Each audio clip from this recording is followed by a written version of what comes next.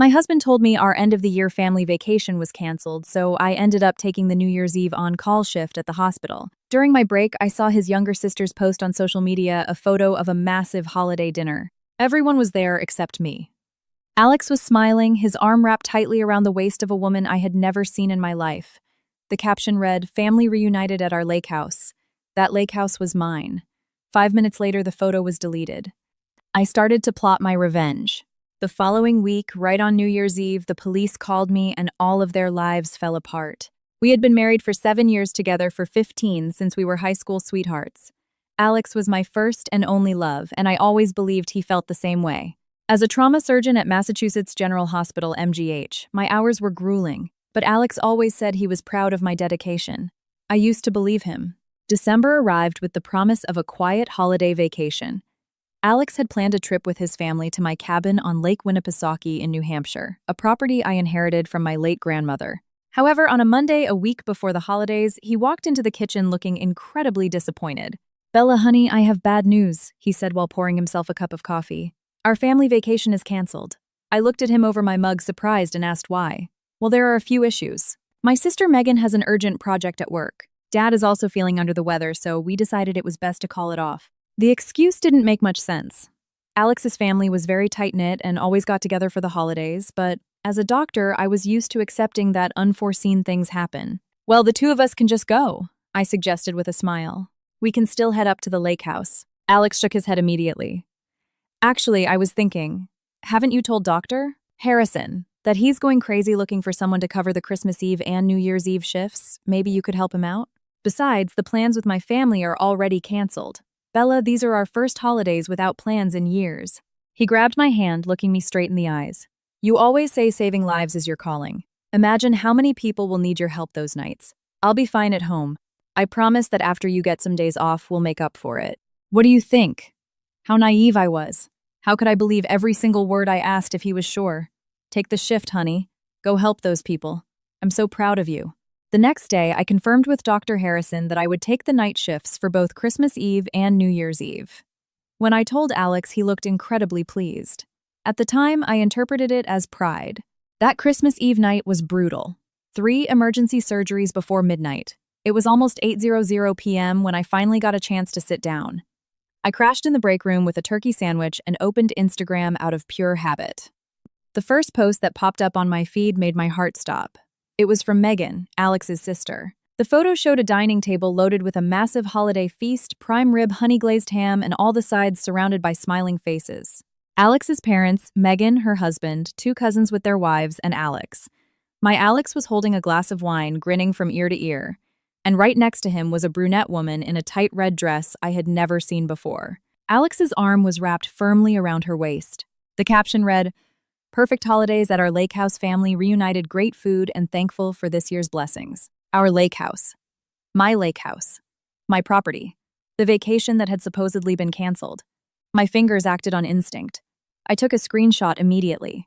Thank God I acted fast, because 5 minutes later, when I refreshed her profile to see if there were more pictures, the post was gone. Alex had lied. He had lied deliberately and shamelessly. Who was that woman? Right then, my pager went off.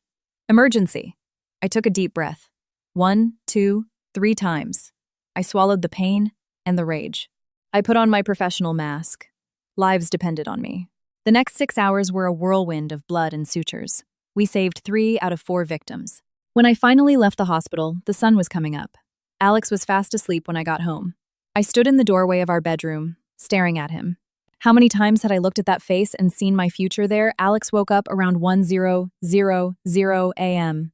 "Hey, babe. When did you get in? How was the shift?" "Rough," I said. "We lost a patient." "Oh, that's a shame. But you did your best. I bet you want a good breakfast. Now we can celebrate our holiday." Our holiday. While last night he was celebrating with his entire family and that woman on my property. "Sure, that sounds great." I forced a smile.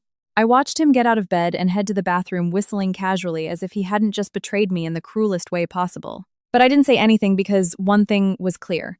I needed to know the whole truth before acting, and I needed a plan. The lake house was a premarital asset, an inheritance from my grandmother long before we tied the knot. How long had this been going on? Who was she? I wiped away my tears and started thinking strategically. Alex wanted to play the perfect crime, but he was messing with the wrong woman. I am a trauma surgeon. I am trained to work under high pressure, to keep a steady hand when everything is falling apart. The following days were a masterpiece of acting. I smiled, chatted, and faked normalcy while executing my plan. I met my best friend Chloe at a quiet coffee shop in Cambridge. I showed her the photo without saying a word. Damn it, I knew it was the first thing Chloe said. My heart skipped a beat. I asked her what she meant. Chloe sighed. About 2 months ago, I saw Alex at an upscale restaurant in Back Bay with a woman in a red dress. They looked very intimate. I wanted to tell you, but then I thought maybe it was just a coworker. I need to know who she is, I said, my voice deadpan. And I need to know everything. You have a buddy who's a private investigator, right? Someone discreet and efficient. 2 hours later, I was sitting with Ian, the PI. I showed him the photo and gave him all the details. I told him I needed the information ASAP. I can have a preliminary report for you in 48 hours, Dr. Bella. That night, Alex came home with takeout pizza and wings from a local spot. Hey, honey. About New Year's Eve. Dad is still not 100%, so I think I'll just spend New Year's Eve at home taking it easy. No parties, no family gatherings. Just watching TV, maybe watching the ball drop from the couch. He shrugged, looking resigned. But thinking about it, you're covering the NYE shift anyway, right? So I'd be alone regardless. He grabbed a wing and took a bite. You know what would be awesome? If you took some time off after New Year's. With the extra holiday pay from those double shifts, we could take a trip just the two of us. Maybe to that resort in Maui you've always dreamed of. What do you think? I stared at him. I looked at his charming smile, his eyes that looked so sincere, and then the memories hit me like an avalanche. I was the one who always paid for our vacations. The trip to Paris last year, my credit card, the weekend in Rome 2 years ago, my bank account. I paid for most of our groceries. Alex had an incredible habit of forgetting his wallet at the Whole Foods checkout. I paid the mortgage on our beautiful suburban house in Newton. I paid the down payment and covered 70% of the monthly installments because his salary as a department store manager wasn't that great. I paid the utility bills, the Wi-Fi, the streaming subscriptions, everything came out of my account. Meanwhile, he claimed he used his money to help out his parents. I even helped him pay the loan for his car, an Audi A4. He loved showing off to his buddies. I co-signed the loan and eventually took over most of the payments because he said he was going through a temporary financial rough patch. And now he wanted me to use the money earned from the sweat of my emergency room shifts, money earned from my sacrifice, to fund a vacation that I would pay for again while he spent his money on another woman. While he used my lake house to take a stranger, and worst of all, with the unconditional support of his entire family, they knew what they were doing. They posed for that picture as if it were the most normal thing in the world. For a moment, the rage was so intense it almost choked me, but I took a deep breath, forcing the sweetest smile I could muster. You know what? That's a fantastic idea. With the double pay, we'll have a good amount saved up. I paused, reaching out to hold his hand across the table. You always have the best ideas, babe. A vacation after all this will be perfect. The relief on his face was obvious. Really? Oh, honey, you're amazing. I don't know what I did to deserve a wife like you. I don't know either. I muttered under my breath, too low for him to hear. By chance, at that exact moment, Alex's phone vibrated on the table between us. The screen lit up with an iMessage notification from Megan, his sister. The preview was clear on the lock screen. Same plan as the other day, right? Alex snatched his phone so fast he almost knocked over his water glass. His eyes widened for a fraction of a second as he realized I was looking directly at the screen. He quickly locked it, forcing a nervous laugh. It's Megan. Just asking if I'm going to be alone again on NYE, he said, shoving the phone into his pocket. I nodded slowly, keeping my expression neutral, but my heart was pounding. Same plan as the other day. Those words echoed in my head. The vacation he lied about being canceled. The vacation where he took that woman and his whole family to my house while I worked. They were going to do it again on New Year's Eve. Alex was planning to cheat on me in my own house a second time. On December 28th, Ian called me. Dr. Bella, I have the intel. My heart raced. I told him to go on. Her name is Lauren Navarro. She's 29 and works as a retail associate at the same department store where your husband is the manager. They've been having an affair for about 15 months. I told him to keep going. There are records of them visiting the Lake Winnipesaukee cabin at least 8 times in the last 8 months, always coinciding with your night shifts. Ian paused. I have contacts in the banking sector, and I managed to look into your husband's personal credit card spending. Hotels, expensive restaurants, jewelry, designer brands. In the last 15 months, he has spent over $30, 000 on this woman. $30,000 of his salary while I paid 90% of our household expenses because he barely had enough to help his parents. I would have thrown up if I wasn't so furious. The next day, I went to see Robert Vance, the best divorce attorney in Boston. I explained everything. Robert smiled, and it wasn't a friendly smile. "That lake house is a premarital asset," he said. "Exactly. Inherited before we married." "Correct. Left to you by your grandmother 2 years before you married Alex. Legally, that property is 100% yours. Your husband has absolutely no right to it. Technically, if he enters without your explicit permission, it could be classified as trespassing and breaking and entering if he forces his way in." I told him how I covered 90% of the living expenses while Alex claimed financial hardship and that my PI found out he spent $30,000 on his mistress. Robert shook his head. "So he has money but chooses to squander it on his mistress while you maintain the household. This shows a clear pattern of dissipation of marital assets. It will be very useful when dividing the estate. The lake house is purely yours. The house in Newton, you paid the down payment and 100% of the mortgage from your personal account. We can fight for a disproportionate share in your favor. I'll start drafting the divorce petition. When do you want him served?" "Not yet.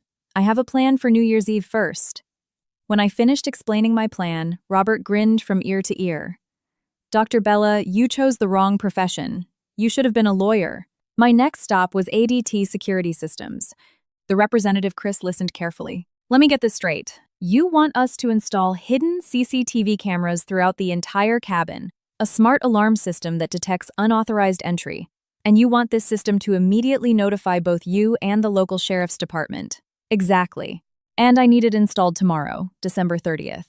Tomorrow is New Year's Eve, ma'am. There will be a very steep emergency rush fee. I don't care about the cost. It has to be tomorrow." "We can do it. The intruders won't know what hit them." I signed a contract for $2,000. One more thing. I want the system armed as soon as it's installed. If anyone enters that house without disarming it with the pin, the alarm must trigger instantly. Following our standard protocol, we will call the homeowner first to confirm if it's a real intrusion, and then we will dispatch the police ourselves. On December 30th, I drove up to New Hampshire while Alex was still sleeping. The security team was already at the house. I spent 3 hours supervising them. The cameras were tiny, almost invisible. The alarm system was perfectly integrated. All the locks and deadbolts on the doors were changed. "The system is programmed to auto-arm at 6:00 p.m. today," Chris explained. "You can monitor all cameras in real time from the app on your phone." Perfect. Absolutely perfect. Before driving back to Boston, I stopped by the hospital. I caught Dr. Harrison in the hallway. "Dr. Harrison, I need to talk about tomorrow's shift." He looked at me with concern. "Is something wrong, Dr. Bella? A sudden family emergency has come up. I won't be able to cover the NYE shift. I am so incredibly sorry for the short notice." He frowned, clearly stressed.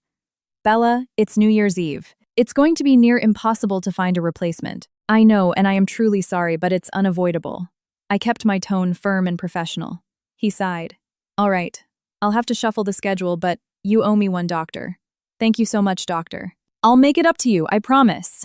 I felt a pang of guilt for lying, but this was a matter of life and death for my sanity. That night, lying in bed next to Alex, I went over every part of my plan in my head. Cameras installed, alarm, active locks changed, lawyer ready. The only thing left was to wait for Alex to walk into the trap. "Happy New Year, Alex," I whispered in my mind. "You'll remember this day for the rest of your life." The morning of December 31st dawned clear. Alex seemed to be in a great mood, checking his phone constantly. "Any issues?" I asked innocently. No. Just checking some work emails." "What time are you leaving?" "I need to be at the hospital by 2:00 p.m. I'll probably head out around noon." I could see the relief wash over his face.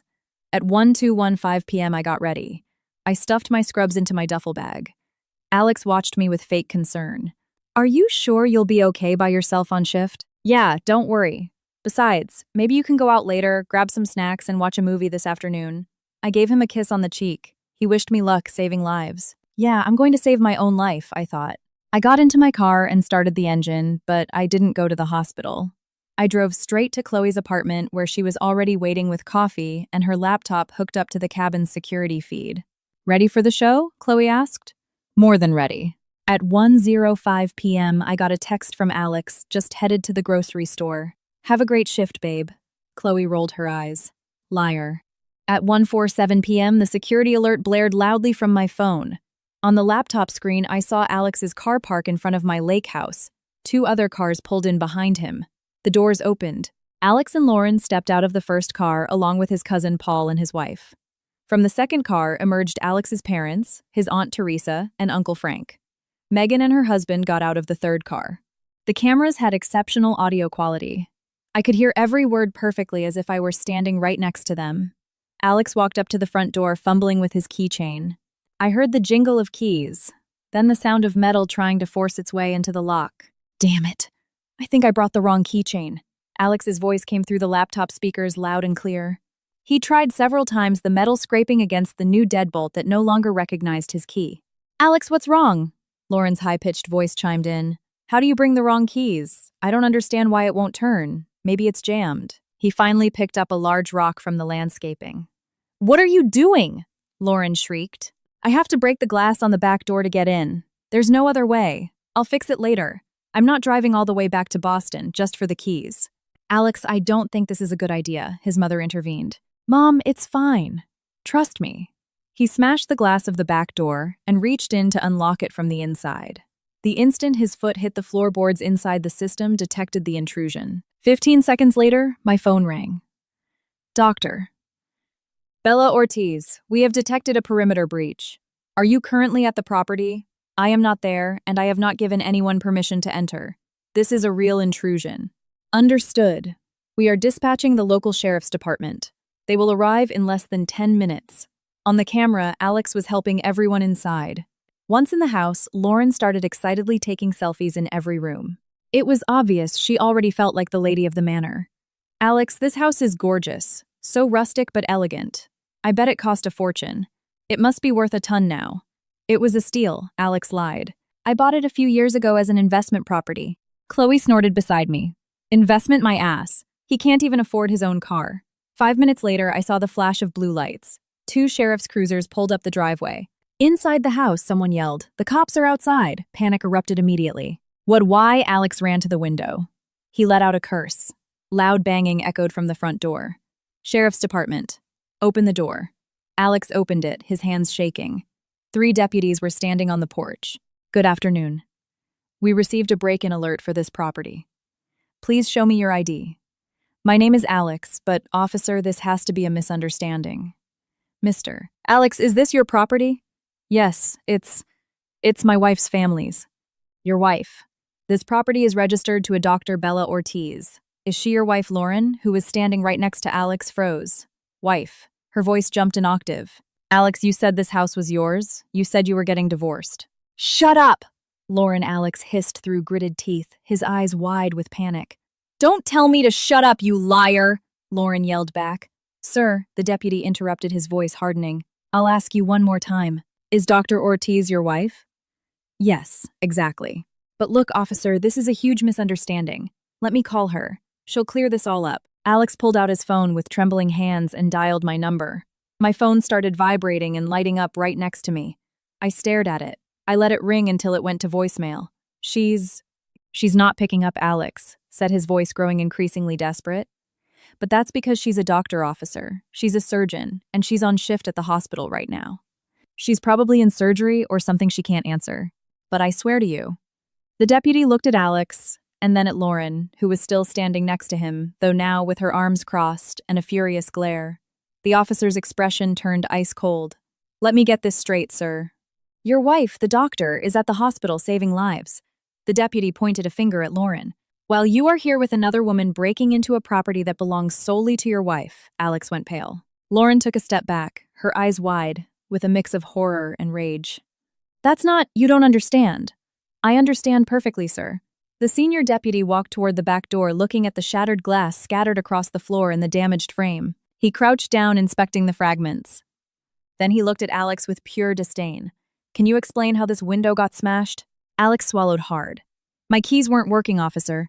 I tried all the doors. None of them would open. The lock must have frozen from the weather or something, I don't know. So I had no other choice. I had to break the glass so we could get inside. But I'm going to fix it tomorrow. First thing in the morning, I'll call a glazier.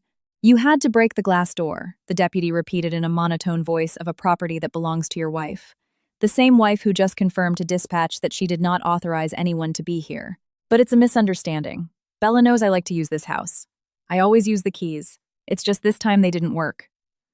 Enough. The deputy cut him off, clearly losing his patience. This is not a misunderstanding. This is breaking and entering and destruction of private property. Alex opened his mouth, then closed it. No sound came out. The deputy turned to the group of family members who were watching the scene unfold in absolute terror. All right. I need everyone to step outside the house right now and have your IDs ready. We're going to do this in an orderly fashion. Step outside. One by one. They filed out of the house. The camera captured expressions of pure panic. A younger deputy checked something on his tablet. Sergeant, we have a problem. This woman, Lauren Navarro, has an active warrant. Lauren's face turned white as a sheet. No. There has to be a mistake, Lauren Navarro. Dob April 3rd 1996. We have a bench warrant for aggravated assault involving an ex-partner. You failed to appear in court. The deputy pulled out his handcuffs. Ma'am, I need you to place your hands behind your back. It's a misunderstanding. It was self-defense. Two deputies grabbed her arms as they slapped the cuffs on her. She was screaming, spitting, kicking. Alex, do something. Help me. Alex stood paralyzed. The sergeant turned to the rest of the family. All right. All of you will need to accompany us to the station to give a statement. Please get into the vehicles. As the last cruiser drove away, I finally let out a breath I didn't realize I was holding. I leaned back on Chloe's couch, shaking from the massive adrenaline rush. Holy crap, Chloe said. Bella, that was insane. And the thing with Lauren? Did you know about that, or was it just blind luck? I had no idea. That was just pure, unadulterated karma. We started laughing so hard, tears streamed down our faces. My phone rang. Unknown number. Hello, Dr. Bella Ortiz. This is Sergeant Miller with the County Sheriff's Office. I need to verify a few details. Of course, Sergeant. Can you confirm that you did not give permission to any of the 12 individuals found on the property to enter? I confirm. I did not give permission to anyone. The individual found on the property claims his name is Alex and states they are your family. He claims he is your husband and that you had given them permission to use the cabin. Is that correct? No, Sergeant. Especially not him. We are separated and in the process of a divorce. What will happen to them, I asked. Miss Lauren Navarro will be held on her outstanding warrant. As for your husband, since he was the one who broke the window and facilitated entry for the others, he is being charged with breaking and entering and malicious destruction of property. He will be held in county jail pending a bail hearing. The rest of the family members are being processed for trespassing, but will likely be released on their own recognizance in a few hours. I processed the information. Alex and Lauren would be spending New Year's Eve and the next few days in a holding cell. His family would go home in massive disgrace, but at least they'd be free. Thank you for the update, Sergeant. I hung up and looked at Chloe. Lauren is stuck in jail until her court date. Alex is in a holding cell at least until January 2nd, waiting to see a judge for bail. The rest will be released early morning. Chloe whistled softly. Alex ringing in the new year behind bars. It's poetry, isn't it? Yes, it is, I replied with a cold smile. I picked up my phone again and called my lawyer, even though it was New Year's Eve. Doctor. Bella, what's going on? Robert answered. Robert, I need the divorce papers ready to serve on the morning of January 2nd. Is that possible? There was a brief pause. The 2nd. That's incredibly tight for a holiday, but you saved my mother's life in the OR last year. I'll work overtime tomorrow. The papers will be ready. Thank you, Robert. Happy New Year. Happy New Year to you too, Dr. Bella. And congratulations. You played your hand flawlessly. I spent New Year's Eve at Chloe's apartment. She insisted I join her family for dinner. Chloe's parents, her 2 brothers, and their families were warm, welcoming people who treated me wonderfully without asking uncomfortable questions. During dinner, my phone wouldn't stop buzzing. I glanced at it out of the corner of my eye. Megan had racked up a dozen missed calls. iMessages were flooding in. I opened them just so the read receipts would show without replying. Megan Bella, for the love of God. Pick up the phone. Alex is in jail. His mother, Rose Bella, I don't know what misunderstanding happened, but Alex is locked up. They say you can drop the charges. Call me back, please. Megan, again, this is serious. They're going to hold him until the next business day if you don't drop the charges. Please answer. I read every message with a deadpan face. Chloe looked at me with concern. Are they blowing up your phone? Yeah, but I'm not answering. Good. Let them lose their minds.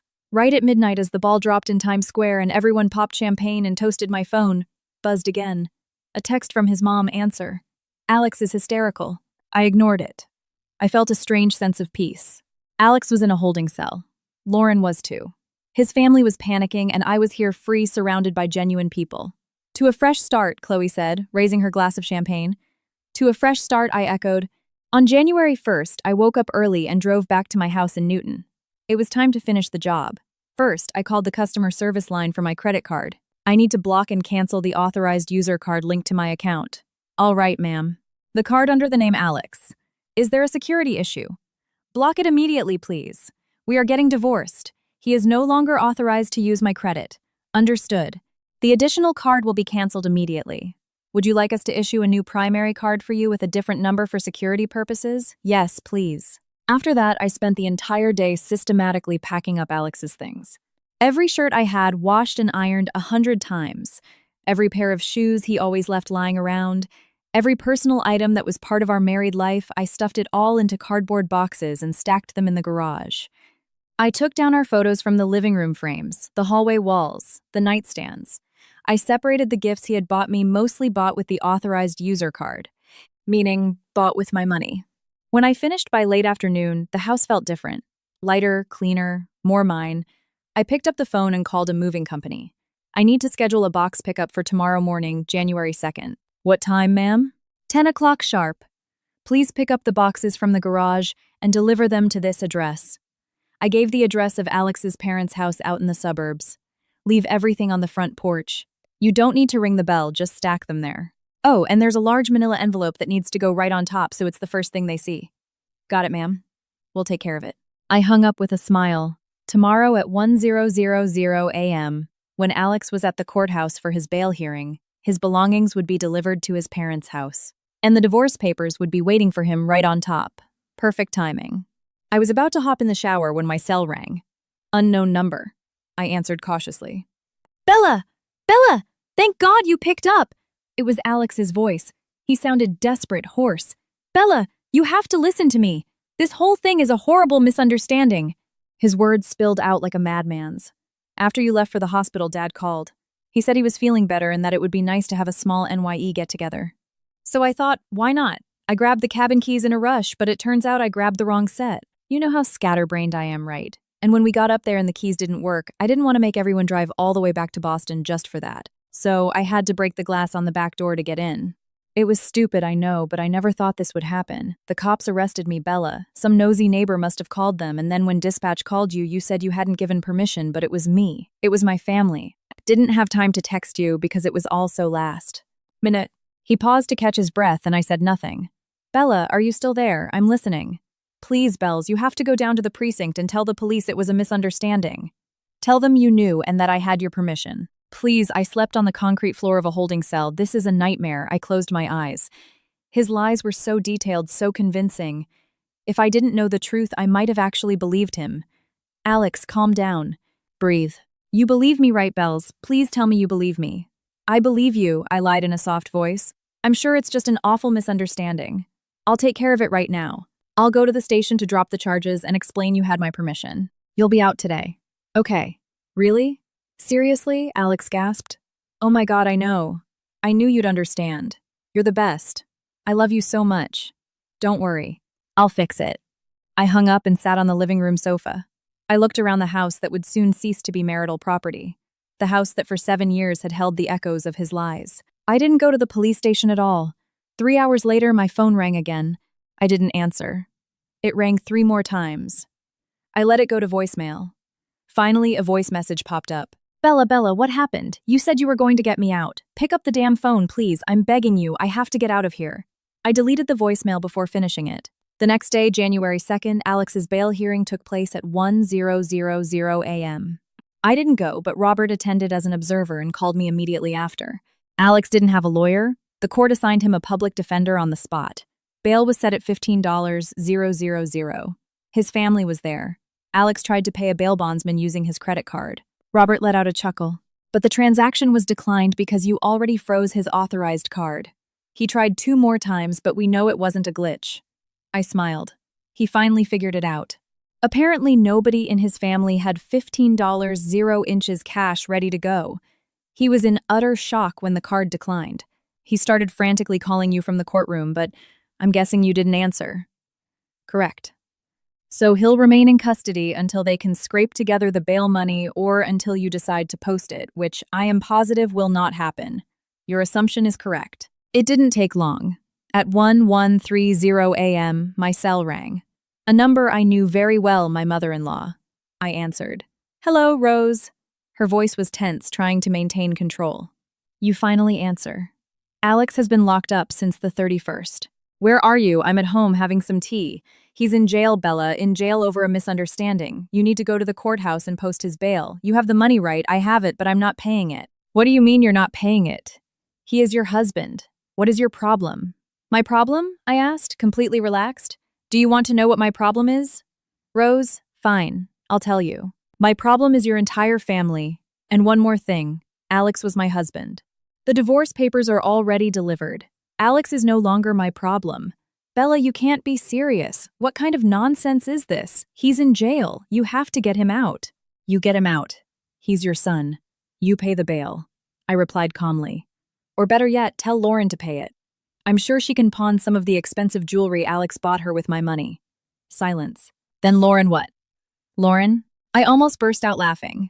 Seriously, Rose, we're going to play soap opera now. Lauren Navarro. The blonde woman in the red dress who was with Alex on Christmas Eve and New Year's Eve. The woman who has been his mistress for over 15 months. The woman you all know very well, considering you were all there at both holiday parties celebrating his infidelity. A longer silence. Listen, Bella. His mother's tone turned defensive. The Lauren thing was just a temporary slip-up. He's always loved you. You know it was always you. A slip-up. My voice turned cold as ice. A slip-up that lasted over a year. A slip-up that cost $30,000. A slip-up known and covered up by your entire family. I guess the apple doesn't fall far from the tree. Yes, you've always been like this, Rose exploded. Always acting superior to everyone else. You arrogant bitch. You think you're elite just because you're a doctor? You were never good enough for my son. That's funny, I replied calmly. You all really enjoyed what I could give you all this time, didn't you? The vacations I paid for, the dinners at expensive restaurants, the luxury gift baskets I bought you, the lake house you loved to use. All of that was paid for with this arrogant bitch's money. She was speechless. By the way, I continued, I left a surprise waiting for you on your front porch. Enjoy. I hung up before she could respond. 4 hours later, my phone rang again. It was Alex. Apparently, they had managed to scrape together the money to bond him out. Bella, what have you done? He screamed. My mom is hysterical. You sent all my stuff to my parents' house with divorce papers. You can't kick me out of our house. We bought this house together. No, Alex. I bought that house. I paid the down payment. I've paid 90% of the mortgage for years. My lawyer has already compiled all the bank statements. It's all documented. That doesn't matter. We're married. I'm entitled to my half. You are entitled to accept my offer or go to trial and lose a lot more. My lawyer has documentation of every cent I've spent on the house, on bills, on groceries, and on trips. Every cent I spent supporting you while you hoarded your paycheck to blow it on Lauren. I can explain the Lauren thing. Don't bother. I don't care. Accept the settlement I'm offering. I will buy out your share of the house for 5% of its current equity. That is way more than you deserve considering you barely contributed anything. 5% is a joke. And the lake house, I want the right to use it, and I want spousal support. Your salary is way higher than mine. I laughed. I actually laughed out loud. The lake house is a premarital asset, Alex. You have no right to a single dime of it. Besides, you've already enjoyed enough of something that doesn't belong to you.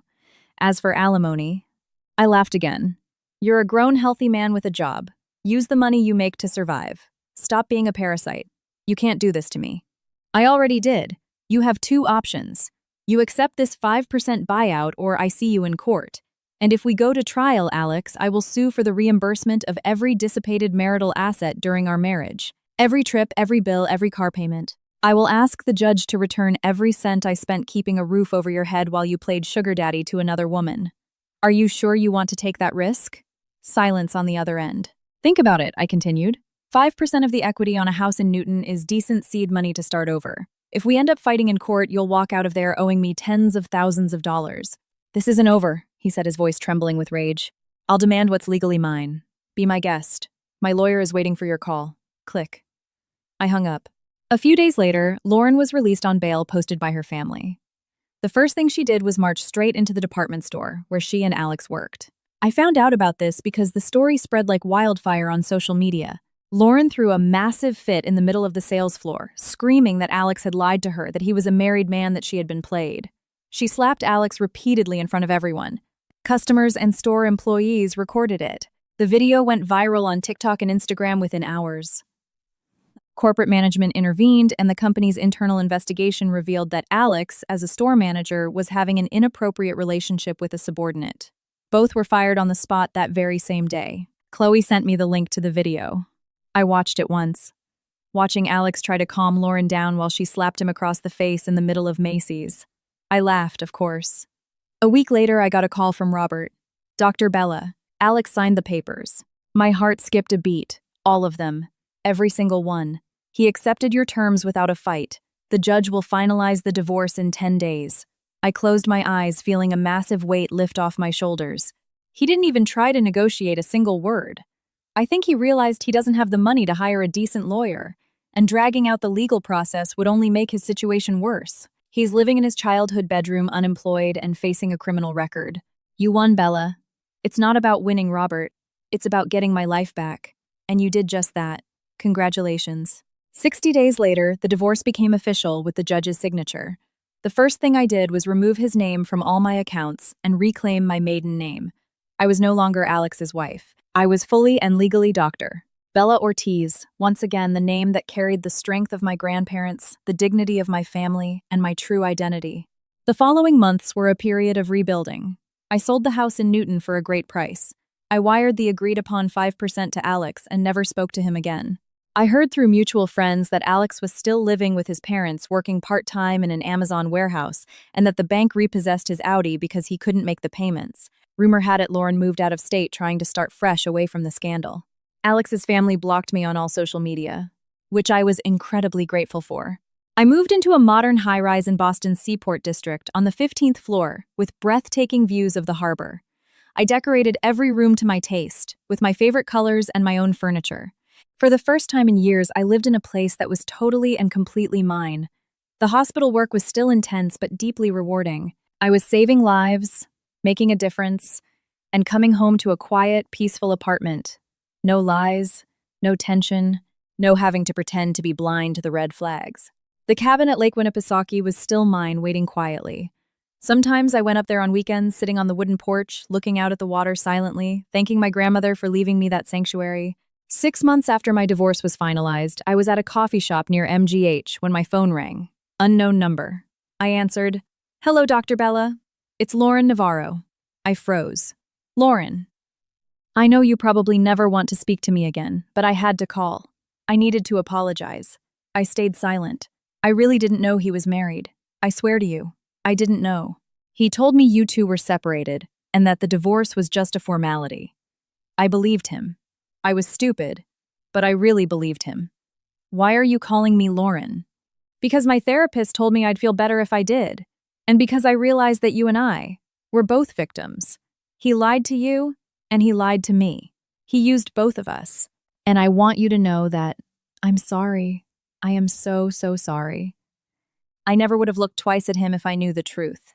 I took a deep breath. "Lauren, I accept your apology and I understand. I know how charming Alex can be when he wants to. He knows exactly what to say to make you feel special and unique. He's a master manipulator." "Yeah," she replied, her voice thick with unshed tears. "He made me feel important, like I was the most valuable thing in the world. I know. He did the exact same thing to me at the beginning of our relationship." There was a brief pause. Then Lauren said, almost in a whisper, "He seemed so successful. The big house in the suburbs, the lake house, the fancy car, the expensive dinners. I thought he built all of that himself. I thought he was a man who had his life completely figured out. He didn't build anything, Lauren. All of that was mine. The lake house was my grandmother's inheritance. I paid for the house. I paid for his car. He used my hard work, my money, and my properties to create an illusion of success. And you fell in love with that illusion, not the real man." "Oh my God," she whispered. "I really didn't know. He told me everything was his. He said that even though he was just a store manager, he had a lot of investments in real estate. He only had his paycheck. And he blew his entire paycheck on you while I funded his basic needs to survive. So yes, Lauren, we are both victims. He tricked you about who he really was and he betrayed me while I supported him. I'm sorry, Dr. Bella. I am truly sorry. I know and I forgive you. But Lauren, you need to do some soul searching too. You let yourself be blinded by the money, the status, and the properties. You didn't fall in love with Alex's true character. You fell in love with what you thought he owned. Silence on the other end of the line. You're right, she finally admitted. I wanted that lifestyle. And when he offered it to me, I didn't ask too many questions. I just wanted to believe it. Use this experience. Learn from it. Next time, look at the person's character, not what they appear to have. And Lauren, yes, doctor, don't ever contact me again. I hope you heal and move forward. But I have to move on with my life too. That means you can't be part of it, not even as a voice on the phone. I understand. Thank you for listening and for being so understanding. You deserve so much better than him. I know. Take care, Lauren. You too, Dr. Bella. I hung up and sat in silence for a moment, processing the conversation. A part of me felt sorry for Lauren. She had been completely duped, buying into a fantasy that Alex had meticulously designed. But another part of me knew the truth. Lauren had chosen to see only what she wanted to see. The money, the status, the assets. She never questioned why a man with his life so figured out had to keep their relationship a secret. Why did he never introduce her to his friends? Why did he never take her to his house in Newton? Why was it always hotels or restaurants far away from his circle? The red flags were always there. She simply chose to ignore them. Just like I ignored the red flags early in my marriage, his money always disappearing, his constant excuses, the sudden events that always came up. The difference is that I finally woke up. I acted. I took my life back. And now I was free to live without the shadows of the past. Life goes on. The months turned into a year. A full year of freedom, peace, and self-discovery. I made a lot of new friends at the hospital. I traveled alone for the first time in my life, a week in Switzerland that was absolutely magical. I started taking painting classes on Saturday afternoons. I adopted an orange tabby cat named Garfield, who always purrs in my lap while I read. I went on a couple of blind dates. Nothing serious, just nice dinners with interesting men who don't lie. Don't use people and don't betray. I learned that there are good people in this world. I learned that I deserve to be treated well. One sunny Sunday afternoon, I was up at the Lake Winnipesaukee house, repainting the wooden porch railing. When I heard a car pull up, I frowned. I wasn't expecting anyone. A Ford Bronco pulled into the driveway next door. A tall, athletically built man with glasses and a friendly smile stepped out. "Hi there, sorry to bother you," he called out. "I'm Matthew Carter. I just bought the house next door. Figured I'd come over and introduce myself to the neighbors." I wiped my hands on my jeans and stepped off the porch. "Bella Ortiz. Nice to meet you." "Nice to meet you, Bella. This is an incredibly beautiful spot. Thanks." It was my grandmother's. We chatted for a few minutes. He was an orthopedic surgeon at another hospital in the city, divorced with a teenage son, and had just bought the place next door as a weekend getaway. "Well, he finally said, I don't want to interrupt your painting, but if you need anything, I'm right next door. And maybe if you're up for it sometime, we could grab a coffee." I smiled, a genuine smile. "Sure, I'd love that." And that was how it all started again. Not with over-the-top romantic gestures, not with fake promises of eternal love, but with a simple invitation for coffee, with a sincere smile, with the possibility of something new and honest. Alex had used me for years. He lied, he betrayed me, but in the end, everything he did ended up setting me free. He freed me to discover who I really was without him. He freed me to build a life based on truth, not on lies. He freed me to finally find someone who might actually know how to value me. The lake house, once tainted by betrayal, had now become the place where I found myself again. And maybe the place where I found the possibility of a new beginning. It is better to be alone than with the wrong person, but you also have to keep your heart open to be with the right person when the time comes. And maybe, just maybe, that person had just walked up my driveway. Thank you for staying with me to the end of this story. If you are going through something similar, you need to know this. You do not deserve to be betrayed. You do not deserve to be lied to. And you have all the power in the world to rebuild your life. This story is about much more than just revenge. It's about reclaiming your self-worth, your identity, and your good name. If this story touched your heart, please drop a like down below. It helps this channel grow and spreads this message to more people who might need to hear it. Don't forget to subscribe and hit the notification bell because I have plenty of other stories about resilience, elegant revenge, and fresh starts to share with all of you. And leave a comment below. Would you have done the same thing I did? Or would you have handled it differently? I'd love to hear your thoughts. Remember, it's better to be alone than in bad company, but always keep your heart open for the right person when the time is right. A warm hug from the bottom of my heart, and I'll see you in the next video.